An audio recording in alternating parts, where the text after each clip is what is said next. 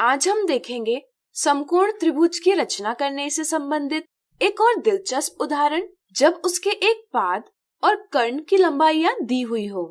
आइए इसके लिए एक उदाहरण देखें।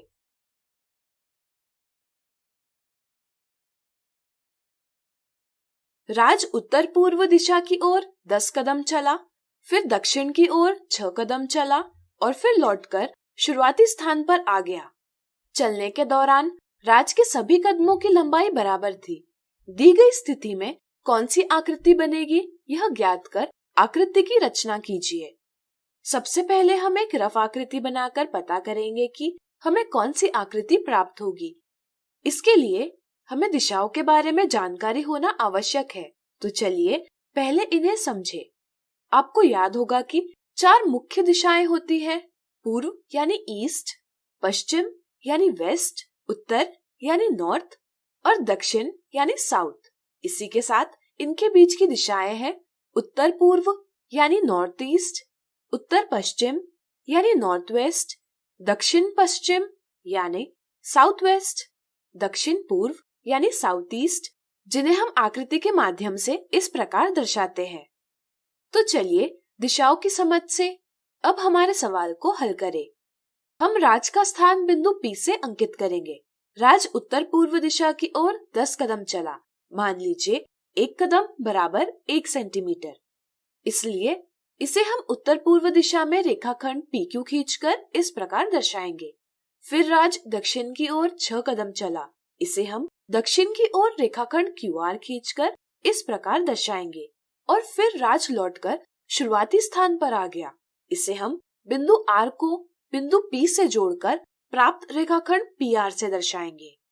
हम देख सकते हैं कि हमें एक त्रिभुज प्राप्त हुआ है, इसलिए हम कह सकते हैं कि दी स्थिति से एक त्रिभुज बनेगा।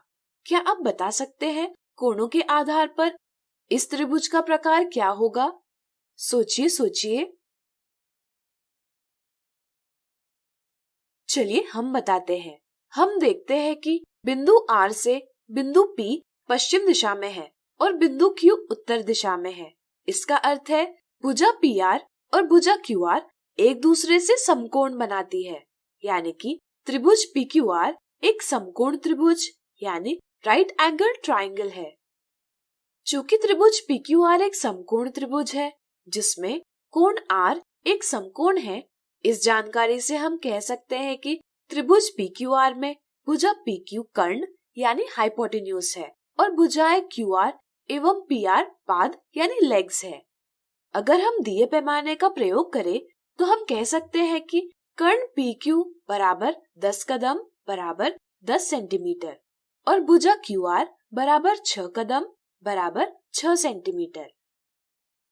चूंकि हमें समकोण त्रिभुज के कर्ण और एक भुजा का माप पता है, इसलिए हम RHS सर्वांग समता प्रतिबंध से यानी RHS कॉन्ग्रुएंस क्राइटेरिया से एक अद्वितीय त्रिभुज की रचना कर सकते हैं।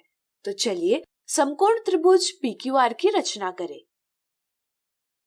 पहला चरण, हमने त्रिभुज PQR की रफ आकृति पहले से बना ली है। इसको देखते हुए हम त्रिभुज PQR की रचना करेंगे। दूसरा चरण, अब हम रूलर के उपयोग से त्रिभुज PQR की ज्ञात माप वाली भुजा QR खींचेंगे जिसकी लंबाई 6 सेंटीमीटर है। इस वीडियो में हम भुजा QR ऊर्ध्वाधर यानी वर्टिकल दिशा में खींच रहे हैं, लेकिन यह आवश्यक नहीं कि भुजा ऊर्ध्वाधर दिशा में ही खींची जाए। इसे आप क्षैतिज यानी हॉरिजॉन्टल दिशा में भी खींच सकते हैं। तीसरा चरण, अब हम भुजा QR पर लंब RS खींचेंगे जो बिंदु R से होकर जाता है। इसी लंब पर शीर्ष P होना चाहिए। चौथा चरण, शीर्ष P का स्थान ज्ञात करने के लिए हम प्रकार में 10 सेंटीमीटर की दूरी लेंगे और प्रकार का नुकीला सिरा बिंदु Q पर रखकर किरण RS को काटता चाप खींचेंगे। प्रतिच्छेदन बिंदु ही त्रिभुज PQR का शीर्ष P है। पांचवा चरण, फिर हम शीर्ष P को बिंदु Q से जोड़कर त्रिभुज PQR का कर्ण PQ खींच लेंगे।